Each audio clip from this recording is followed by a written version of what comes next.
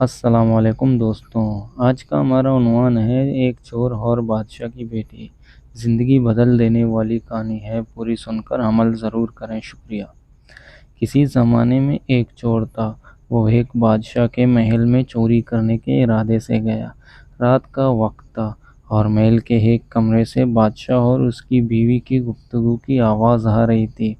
وہ کھڑے ہو کر سننے لگا۔ اگرچہ ایسا سننا غلط ہے، ناجائز ہے، چوری ہے، لیکن چور تو چوری ہی کرنے آیا تھا، تو اسے سننے میں کیا چیز معنی ہوتی اگر وہ چوری ہی تو تھا۔ اس چور نے سنا کہ بادشاہ اپنی بیوی سے کہہ رہا ہے کہ میں اپنی بیٹی کی شادی ایسے آدمی سے کروں گا جو نہایت متقی و پرہیزگار ہو، بہت اللہ والا ہو۔ جب چور یہ بات سن رہا تھا تو اس کے دل میں خیال آیا کہ کیوں نہ میں کچھ ایسا بن کر دکھاؤں کہ بادشاہ میرے ہی ساتھ شہزادی کی شادی کر دے۔ دل میں ایک عرض پیدا ہو گئی۔ اب وہ چوری کرنا تو بھول گیا، لیکن دھوکہ دینے پر اتر آیا اور گھر جا کر بہت دیر تک سوچنے لگا کہ کس طرح میں اس بات میں کامیاب ہو سکتا ہوں۔ پھر ایک تدبیر اس کی سمجھ میں آئی کہ بادشاہ کے محل کے قریب ایک مسجد ہے، اس میں جا کر بزرگانہ لباس پہن کر اور ان کی وضاحت اختیار کر کے وہاں دن رات عبادت میں مشغول ہو کر بیٹھ جاؤں تو شاید یہ بات بادشاہ تک ضرور پہنچے گی کہ کوئی ہے آدمی یہاں ایسا متقی پرہیزگار ہے جو دن رات اللہ کی عبادت میں مصروف ہے، تو ہو سکتا ہے کہ بادشاہ کی نگاہ میرے اوپر پڑ جائے اور میں شہزادی سے شادی کے لیے چن لیا جاؤں۔ یہ اس چور کا ایک نہایت ہی حقیر اور ذلیل دنیاوی مقصد تھا جس کے لیے اس نے یہ ارادہ کیا۔ پھر اس نے اپنے پروگرام کے مطابق بزرگانہ لباس و پوشاک و ضابطہ اختیار کر کے اس مسجد میں جا کر نمازوں پر نمازیں، ذکر، تلاوت، مراقبہ سب شروع کر لیا۔ دن گزرتے رہے اور لوگوں میں شہرت ہوتی گئی کہ کوئی اللہ کے بہت بڑے والی یہاں آ گئے ہیں جو دن رات عبادت کرتے ہیں۔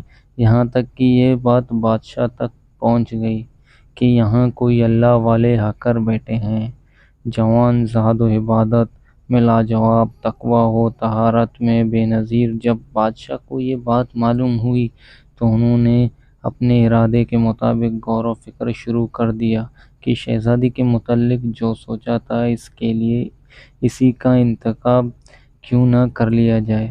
بادشاہ نے اس سلسلے میں گفتگو کے لیے اپنے وزیر کو بھیجا۔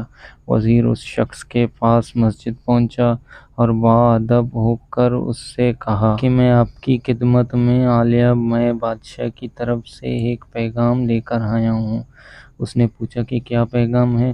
وزیر نے بتایا کہ بادشاہ نے کئی سال پہلے یہ فیصلہ کر لیا تھا کہ وہ اپنی بیٹی کا نکاح ایک ایسے شخص سے کریں گے جو بڑا متقی و پرہیزگار ہو، اللہ والا ہو، اور وہ اس تلاش میں تھے۔ ان کی نظر گئی تو انتخاب آپ پر آ کر رک گئی، لہٰذا بادشاہ نے مجھے بھیجا ہے کہ اس سلسلے میں آپ سے گفتگو کروں۔ یہ شخص جو دراصل اسی تمنا و آرزو میں یہاں آ کر بیٹھا تھا، بہت دیر تک وزیر کی گفتگو سنتا رہا۔ اس کے بعد اس کی آنکھوں سے آنسو جاری ہو گئے۔ وزیر نے پوچھا کہ کیا بات ہے؟ تو کہنے لگا کہ آج جو پیغام لے کر آپ آئے ہیں یہ پیغام مجھے منظور نہیں۔ وزیر نے کہا کیوں منظور نہیں؟ اس شخص نے کہا کہ دیکھیے، میں صاف صاف بات آپ کو بتاتا ہوں کہ میں اصل میں ایک چور تھا اور میں ایک مرتبہ بادشاہ کی محل میں چوری کے ارادے سے گیا تھا۔ پھر جو کچھ بھی ہوا اس کو سنایا۔ اس کے بعد اس چور نے کہا کہ اب میں نے تو یہ وضاحت اسی حرص کی وجہ سے اختیار کی تھی، لیکن میں یہاں آ کر بیٹھا تو میرے خدا نے مجھے اپنا بنا لیا۔ اب بس اس کے بعد مجھے اور کسی کی ضرورت نہیں، میرے لیے میرا خدا کافی ہے۔